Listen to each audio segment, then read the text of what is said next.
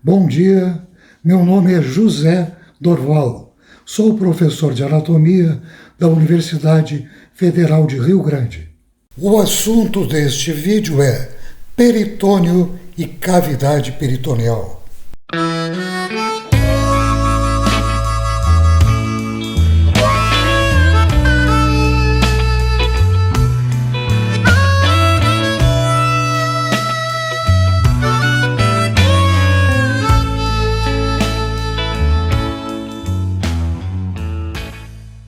O peritônio é uma membrana serosa que reveste a cavidade abdominal internamente. Ele reveste toda a cavidade abdominal e pode ser comparado com a pleura no tórax.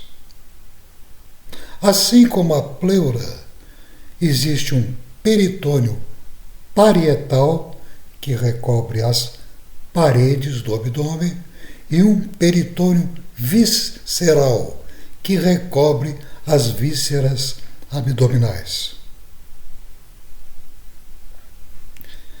Imaginem o peritônio como um balão, em que determinados objetos são introduzidos, empurrando a parede deste balão. Esse objeto que é introduzido, quando é empurrado através da parede do balão, ele fica dentro deste balão, mas não dentro da cavidade formada pelas paredes do balão. Ele fica no interior do balão, mas recoberto pelas paredes deste balão. No início do desenvolvimento embrionário, existe uma cavidade peritoneal, uma cavidade formada pelo peritônio que recobre as paredes abdominais. Os órgãos abdominais são pequenos e localizados atrás do peritônio, atrás da cavidade peritoneal, entre a parede abdominal e o peritônio. Durante o desenvolvimento embriológico, esses órgãos empurram a parede abdominal e se localizam dentro desta cavidade peritoneal, mas não no interior da cavidade peritoneal. Ele entra na cavidade, mas permanece recoberto pelas paredes. Dentro da cavidade peritoneal não existe nenhum órgão abdominal. Dentro da cavidade peritoneal existe uma delgada camada de líquido que funciona como um lubrificante. No peritônio nós temos mesos, omentos e recessos. Mesos são dois folhetos de peritônio que acompanham uma determinada víscera quando essa víscera empurrou a parede peritoneal. Esses dois folhetos se mantêm prendendo essa víscera à parede posterior do peritônio. Na seta vertical, nós temos um exemplo de meso, o mesocólon transverso. O mesocólon transverso são dois folhetos imagine agora um dos folhetos, partindo da parte posterior do peritônio, indo até o cólon transverso, recobrindo este cólon e voltando junto à primeira camada, se dirigindo para a parede posterior da cavidade peritoneal. Existem omentos, 2 omentos. Existe o aumento maior e o aumento menor. Eles estão assinalados pelas setas horizontais. Na seta superior, nós temos o aumento menor. São 2 pregas de peritônio que partem do fígado, se dirigem ao estômago e revestem o estômago. A partir do estômago, essas 2 pregas se continuam como aumento maior, assinalada pela seta horizontal inferior.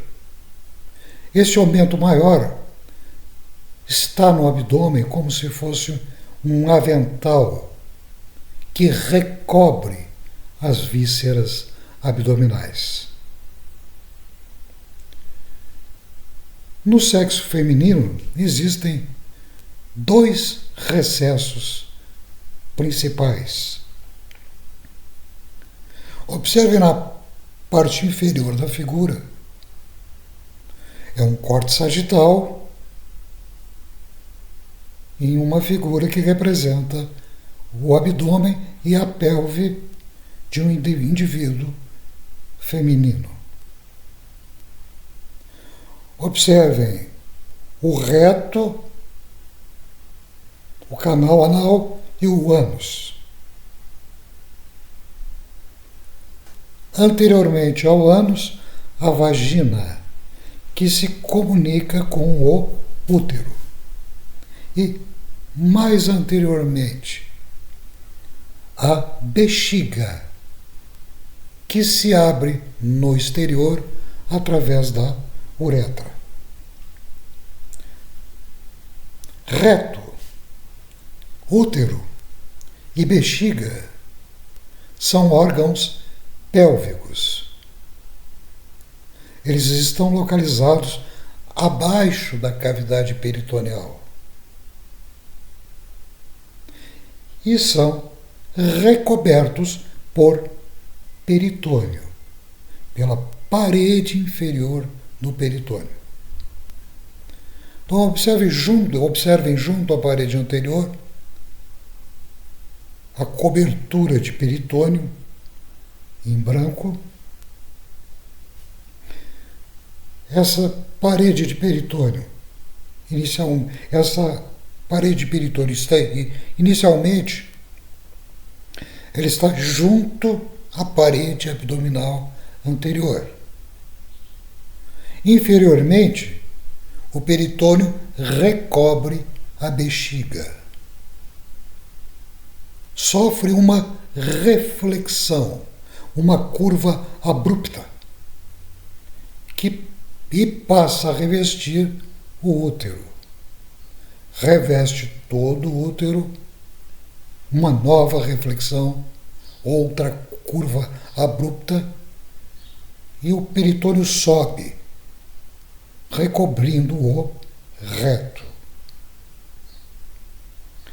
Nós temos aí 2 recessos. Um recesso formado pela reflexão entre bexiga e o útero. O recesso vésico uterino. E um outro recesso mais posterior entre o útero e o reto. É o recesso útero-retal ou reto uterino. Esse recesso posterior, no caso do sexo feminino, o recesso reto uterino, era antigamente denominado fundo de saco de Douglas. No sexo masculino, basta imaginar essa mesma figura, sem o útero. E um único recesso entre a bexiga e o reto. O recesso vésico retal, ou reto vesical. Nesse caso, era também denominado de fundo de saco de Douglas. A cavidade peritoneal se divide em um saco menor e um saco maior. O saco menor está representado em lilás. Ele fica posterior ao estômago, atrás do estômago, inferior ao fígado e anterior ao pâncreas e ao duodeno. O restante da cavidade peritoneal, que está em vermelho, é o saco maior. O saco menor é chamado também de cavidade omental.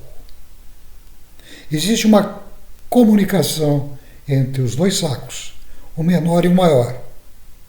É o forame omental, que vocês verão com mais detalhes nos próximos slides. É dividido também em dois andares. Um andar supramesocólico e um andar inframesocólico. Observem a seta verde horizontal. Ela aponta para o cólon transverso.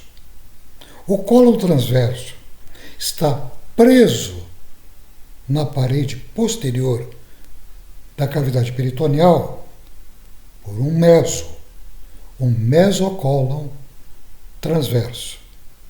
Esse conjunto, cólon transverso e mesocólon transverso, é o limite entre os dois andares. O que fica acima de cólon transverso e mesocólon transverso é o andar supramesocólico, e o que fica abaixo é o andar inframesocólico. Os órgãos abdominais são classificados em 3 tipos em relação ao peritônio.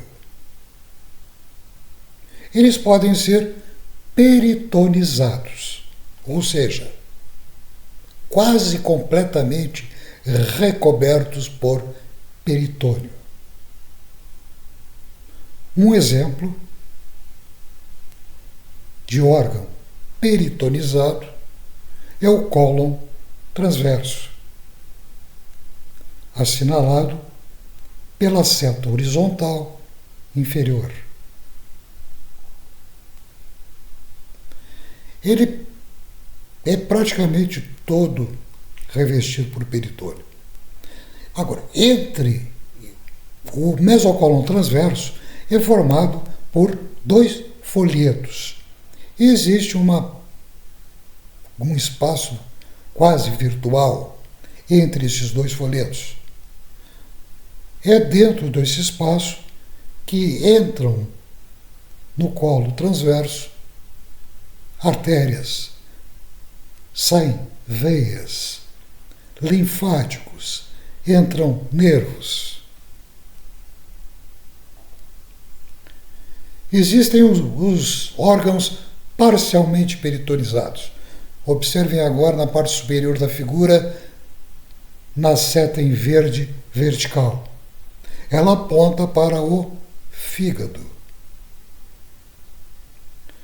O fígado é um órgão que foi colocado durante o desenvolvimento embriológico dentro da cavidade peritoneal, mas não completamente.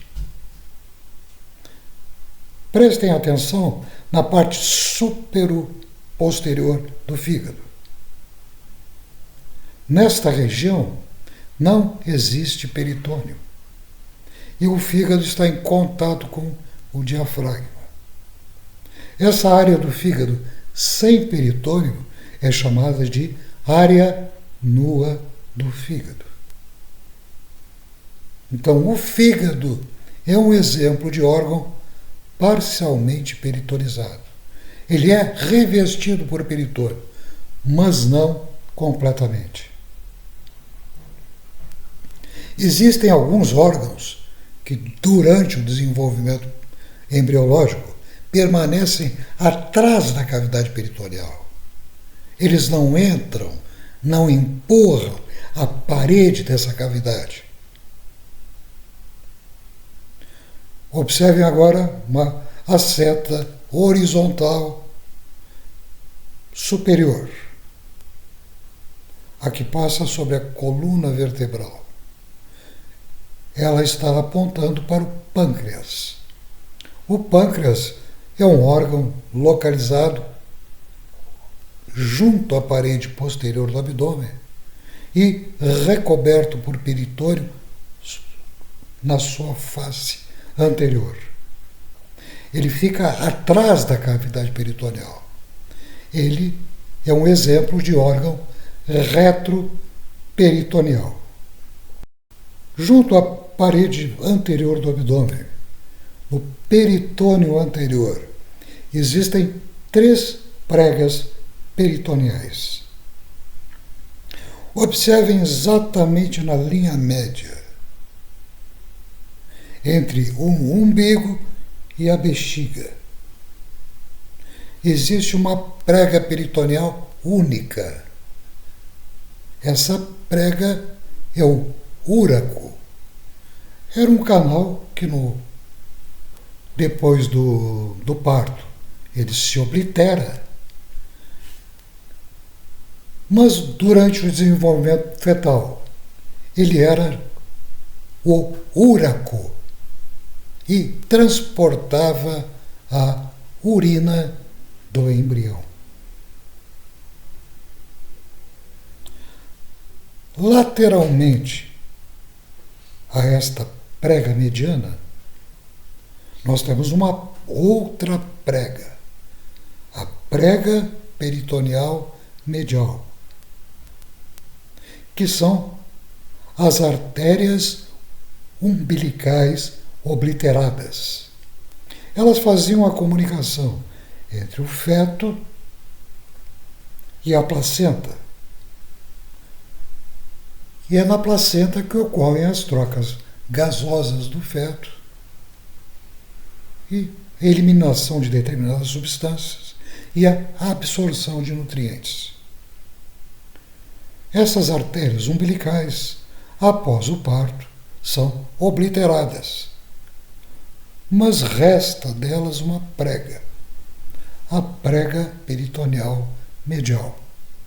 Um pouco mais lateralmente, uma prega mais apagada. Ela é o relevo sobre os vasos epigástricos inferiores, que estão se dirigindo para a bainha dos retos.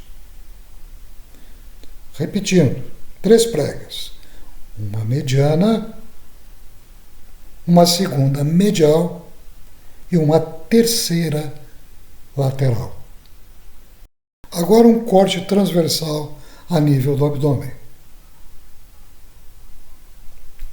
A seta vertical nos indica a bolsa omental.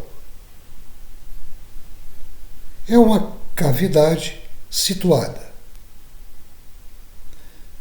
na frente do retroperitônio, na frente da parede da cavidade abdominal posterior. Essa cavidade é limitada anteriormente pelo estômago e pelo aumento menor, que é aquela prega de peritônio que liga o fígado ao estômago. Lateralmente a essa prega, para a esquerda, nós temos o baço.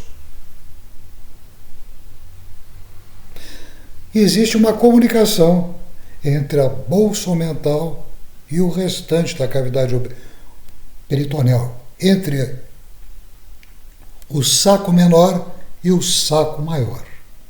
Essa comunicação é o forame omental, ou forame epiploico, assinalado pela seta horizontal. Peritônio também forma ligamentos. O termo ligamento, que não me parece muito correto.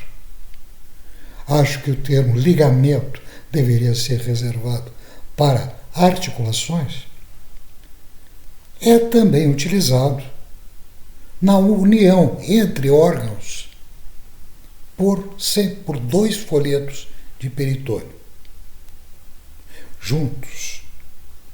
Existe um espaço virtual entre eles. Nós podemos observar nessa figura dois exemplos de ligamentos. Observe o estômago.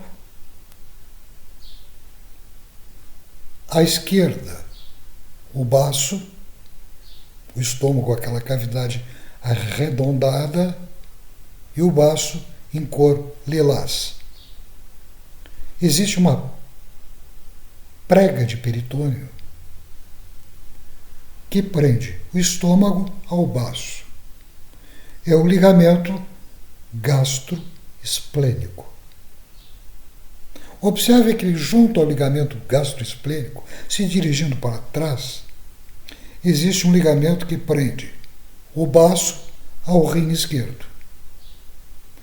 É o ligamento espleno-renal. Nessa figura, podemos observar o forame omental ou epiploico. Aquele forame, aquela abertura entre o saco maior e o saco menor. A abertura entre a cavidade omental e o restante da cavidade peritoneal. Observe um cirurgião introduzindo o segundo dedo da mão esquerda, o dedo indicador, no forame omental. Nesse slide, nós podemos observar um abdômen cuja parede anterior foi retirada. Podemos observar superiormente o fígado, inferiormente ao fígado, o estômago e o aumento maior. Essas duas pregas de peritônio com bastante quantidade de gordura que pende do estômago como se fosse um avental recobrindo as alças do intestino delgado. Neste slide, podemos visualizar os dois aumentos. O aumento menor, a parede anterior da cavidade omental. O aumento maior prende o estômago ao fígado. É formado por dois ligamentos. O ligamento hepatoduodenal, esse prende o fígado ao duodeno. E o ligamento gastrohepático ou hepatogástrico, prendendo o fígado ao estômago. O aumento menor, através de seus dois folhetos, recobre o estômago anteriormente e posteriormente. O estômago é mais um exemplo de órgão peritonizado. Esses dois folhetos se fecham na parte inferior do estômago e se continuam inferiormente como o aumento maior. Mais uma figura da bolsa omental. O estômago está em corte transversal. Nós podemos observar os dois rins. Os dois rins são também órgãos retroperitoneais. Nós temos no centro a coluna vertebral, o corpo de uma vértebra lombar, o rim direito, à direita deste corpo vertebral, e o rim esquerdo. O retroperitônio passa na frente dos dois rins, recobre os dois rins pela frente. Recobre também a veia cava inferior e a aorta abdominal. Então, todos são exemplos de órgãos retroperitoneais. Recobre também o pâncreas, representado em amarelo, anterior ao rim esquerdo, o pâncreas se prolonga até o baço.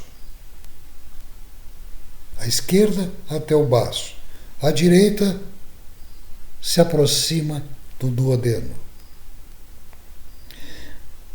Ele está localizado posteriormente ao estômago